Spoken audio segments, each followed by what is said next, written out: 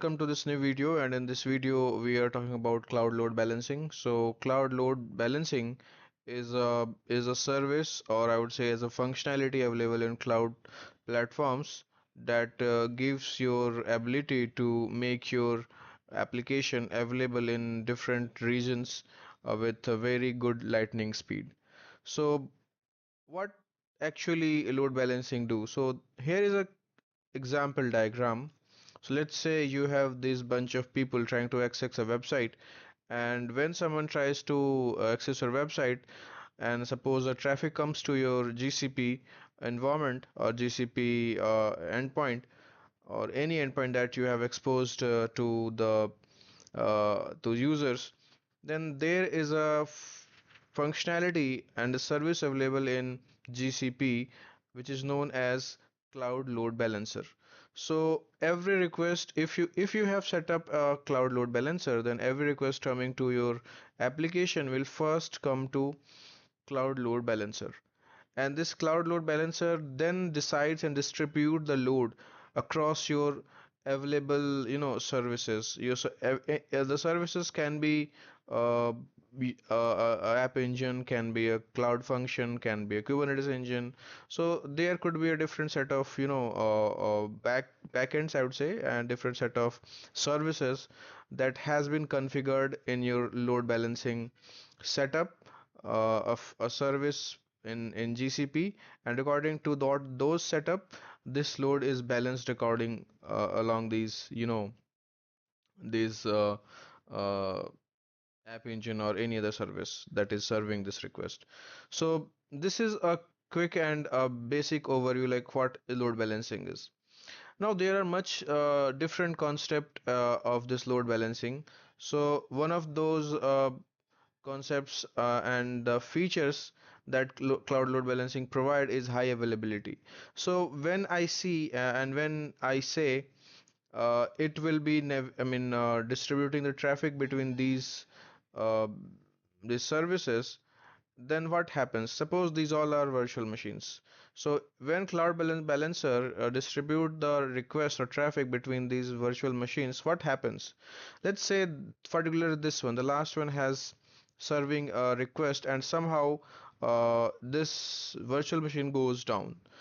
Then this Cloud Balancer will identify like this is something broken, and now he has to redirect the traffic to some other VMs, available VMs. So this is one feature of load balancing. So it basically what I would say, actually it does a health check. So every API that you create, or generally we have a health check set up in GCP. So what health check do actually, it just keep checking and constantly checking if your service is alive, if your VM is actually working.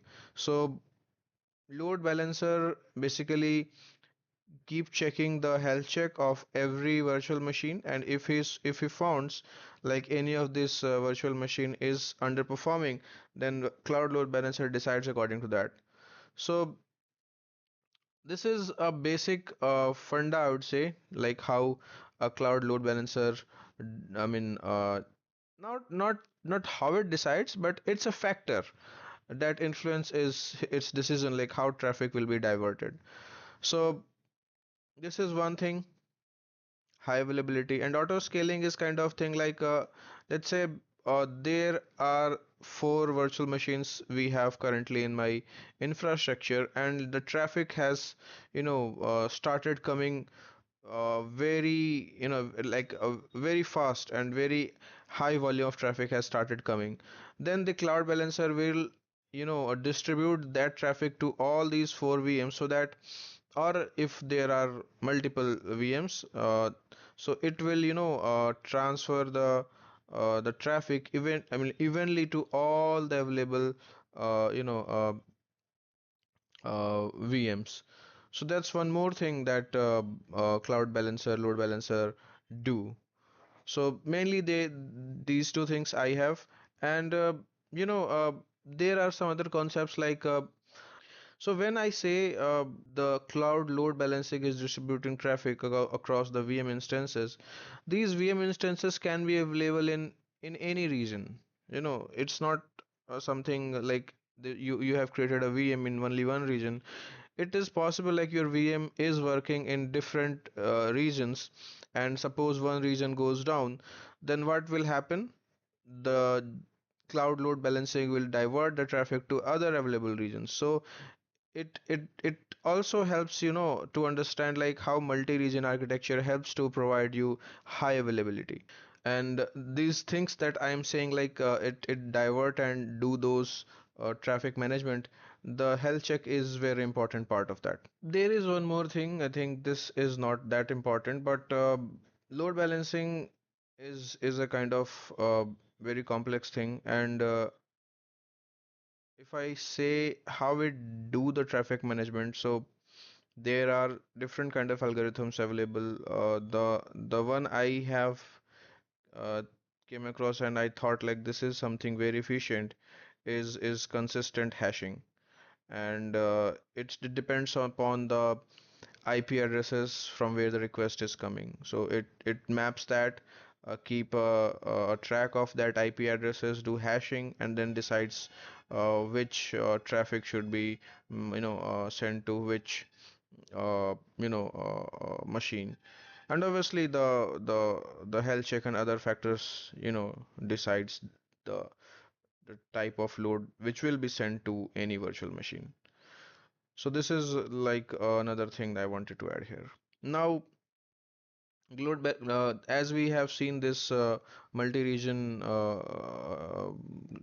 routing of traffic, it also enables you to, create global load balancing that actually, divert your traffic globally, and it's not something restricted to any particular region. So that's one more good thing. Like it allows you to uh, manage a traffic in a global way.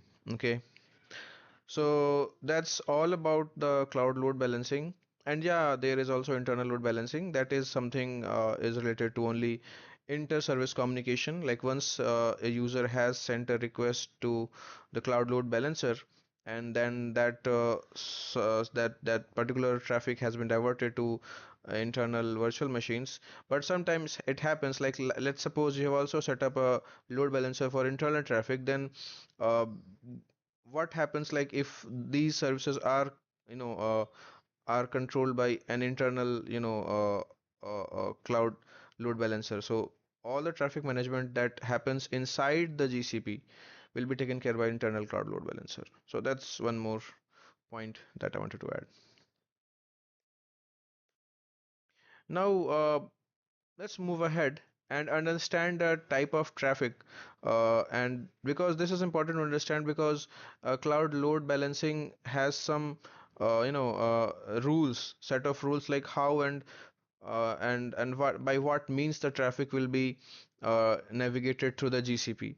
So to understand that, it's important to understand the type of transportation or protocols we have to to communicate between the the client and the server. So generally there are seven type of layers, but for us, as far as this GCP is concerned, we only have to take care of three layers.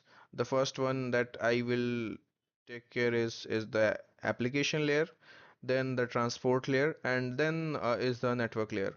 So the application layer is something we use via your mobile application that is using a browser, and browser sends a request to the server. So that is something I would say is a application layer, because you are interacting with something using an application. So that's something a very high hierarchy. And it's not like application layer is a kind of sole entity. No, when when someone uses application layer, it's basically using these these other layers as well beneath, because application layer, when you calls application layer, your data, whatever you have requested, goes through this channel like 6 5 3 2 1, and then it's transferred back, and then again it is decrypted as a physical data link, network, transport, session, presentation, application. So this is how top to bottom and bottom to top communication happens. You send any request from 7 to 1, and when request is received at other end, it is reverted back like 1 to 7. So this is how the communication work. So I already said like what is application layer, and now we talk about the transport layer. So transport layer is all about transferring the things in bits and bytes. So that's one more thing. And when we talk about transport layer, then it comes the protocols like TCP, then we have TLS and UDP. So these are some protocols that come inside the transport layer. And then finally the network layer, it's only about the internet protocol. That's is IP addresses that we have, that actually the final location, like where data will be transferred. So these three layers we have to talk about if we are going to understand the rules and flowchart of how load balancing decides what to send and how to send. So I hope I have given you some idea about this application layer. There is no need to remember these application layers, but yeah, if you know, that's better. It's better. Now, before going to the flowchart, and actually this flowchart is actually provided by GCP, so it's important to understand and to know like how what type of cloud balancer is required to be configured for what type of traffic. But before going to that, I have I have some these terminologies that is important to understand. The first is client, the second is backend, and third is front end. Host and paths are something, and TLS offloading I will explain you later. But let's see these three first. So what is client, backend, and front end? So client is something that is I would say a web browser, and the user who is using who is trying to communicate with the server. So client is this thing right here, the people you see. Then the second thing is the front end. So front end is not something a React application or something. No, from the concept of GCP, front end is cloud load balancer. So front end we say as a cloud load balancer because this is the front person who is getting the request. So this is the one who is eventually getting the request from the client. So this is known as front end. And the back end is your virtual machines. These all are your backends. So this is client, this is your front end, and this is your back end. So these three terminologies you have to understand. Okay. Now let's come to the host and paths. So let's say you have configured microservices, and your microservices are configured in a such a way like each microservice has some kind of task that requires a different set of I would say load balancing. So what you do, you will create host and path, and host and path means let's say www.xyz.com slash load task slash something something. So load task is a path, and this is something host. So GCP provides options to provide paths for which path you want to configure, what type of load balancing. So it's not like that www.abc.com a whole has only one load balancing. No, you can differentiate and create different types of load balancing depending on the paths and host as well. So this is also important to understand. Now let's talk about the SSL and TLS offloading or termination. So you will, I mean, see these terms of, I mean, often somewhere it's written as offloading, somewhere it is written as termination. So what these things are? So let's say whenever a communication happens within client to load balancer or client to front end, front end here is load balancer, then generally we prefer that this communication must be go through HTTPS. This is more secure. But here you have a SSL certificate, that is a kind of a overhead if the same kind of traffic will be transferred inside the cloud balancer and backend. So I'm talking about this part here. So let's say you have sent a HTTPS request to the cloud balancer, and now the cloud balancer is again sending the same HTTPS enabled SSL certificate enabled request to these backend services like these VMs. It's a kind of overhead to this internal network of the GCP. So what concept says of offloading or termination, cloud load balancer, depending upon the type of setup and type of request you have, you can offload that SSL.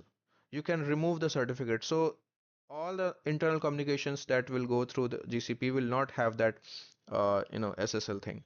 It will be HTTP kind of thing. So that's also make your request and communication and responses quite fast.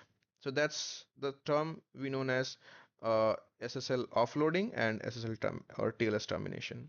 Okay. So I hope you understand this concept here. Now let's come back to our diagram. So I think this diagram is something to be understood first before learning. So you see, these are clients. What I say, this like you see, their PCs icons are here. So these are our clients, and these clients are communicating with external thing. So these are external clients and they are trying to communicate. So let's say if the request is external, so what type of external request we can have? So first we can have HTTP, we can HTTPS, then we can have a TCP as well, and we can have UDP as well. So uh, yeah, this UDP is something generally used for video streaming because in UDP generally data packets can be lost. So let's say if you are having you're watching a YouTube video, so YouTube video use the UDP, and you see like some in some point you see there are some square kind of things happens. What is it, they get pixelate. So actually they are not pixelating, they are receiving not full data, and the data are lost, but still you can understand like the whole video frame. So UDP communicate in this way, and generally it's important when the data bit bytes are not that much important. If they are lost, it's okay, but HTTP and TCP are used when it's important that each and every byte is received, how it's been sent. Now for HTTP and HTTPS, when your request is HTTP and HTTPS, if it is regional, so it's depends upon like how HTTP and HTTPS are been set up, how your load balancing has been set up. So if load balancing is set up for regional, then it will go to regional external HTTP load balancer. Okay, and let's say if it is not been set up as regional, then it will go to global external load balancer. So there are two type of load balancers we have: regional and global. So that's how HTTP and HTTPS traffics move inside the inside the GCP, depending on the type of load balancing you have set up. So this one is, if it's regional, it will go for regional external HTTP. If it is not if it is not regional, then go for external global external. Now coming to this TCP traffic. So when you have TCP traffic, you require SSL offloading. You may or you may not, it depends on you, but preferably it's like you should offload the SSL thing. So if you have offloaded the SSL, then external SSL proxy will be used. Proxy, in a sense, it will be modifying the IP address from where the request is coming. So you are not, your system, your machine will not see the actually client's IP address. So that's something important to understand here. So it will go through the external SSL proxy. Now, then what will happen? So if it is global, it will go through external TCP proxy. Okay, you understand this thing. So when it was HTTP and it was not regional, then it was going through global external HTTP. And similarly, if it is TCP and is global, then what will happen? It will go for external TCP proxy. So every time if it is global, it will go for external thing. Okay. Now let's say if it is not global, then what will happen? It will be either preserving the client IP or not. Preserving the client IP is all about the proxy thing. So if you have agreed, like you want to have the client IPs whenever the request is received to your virtual machines eventually, if you want to prevent it, then you will be getting the external TCP UDP network load balancing. And if you decided that you don't want to preserve the client IPs, then what will happen? This proxy will work here. You see, whenever you have decided to remove the client IP address, you don't want the client IP address, you have to go with the proxy thing. In this condition as well, when it was SSL offloaded, then it was the proxy as well. You see, sorry, when it was SSL offloaded, yes, then again it was proxy. So this is how this proxy works. Now, if you wanted to preserve the client IP, it will not be going to with the proxy thing. It will go for the external TCP UDP network load balancing. You see this thing here? So this is how it will work. Now, uh, this is UDP, and it doesn't have that fancy yes or no. It will just go for the external TCP UDP network load balancing. Now, coming to the internal things. So this was all about the external traffics. Now, when we talk about the internal traffic, then we also have these three things: the TCP traffic, UDP traffic, HTTP traffic. So when it's TCP, you want to preserve the same, and the same thing here as well. So you want to preserve the client IP address? Yes. Then internal TCP UDP load balancing, and if you don't want to preserve, then again it's proxy thing. So internal TCP proxy load balancing. For the UDP, no fancy thing, it will directly come with the internal TCP UDP load balancing. And for the HTTP HTTPS, as we don't have anything to worry about because it's internal already, it will directly going to the internal HTTP load balancing. So this is how it is working. I mean, maybe I will be a little fast in explaining this thing, but you can slow this video, and or you can watch this part again. But I have actually given you the funda, I mean a basic thing like how this uh, flow chart is working. So it will help you to understand. So I think this is all about cloud load balancing. There are some other points here as well. It's worth learning. Maybe you can learn this thing, so you can easily answer the questions that has been asked in the examination. But I have already explained it in your previous video. So is this table is just for learning, understanding it, and to understand the every scope and protocols as a separate, so you can have a understanding in your mind as a visual. So that's all for this cloud load balancing video. Thank you so much for watching this video, and please guys like and subscribe my video. And also, if you think anyone who is looking to understand this thing, please share my video as well. Thank you so much. Take care.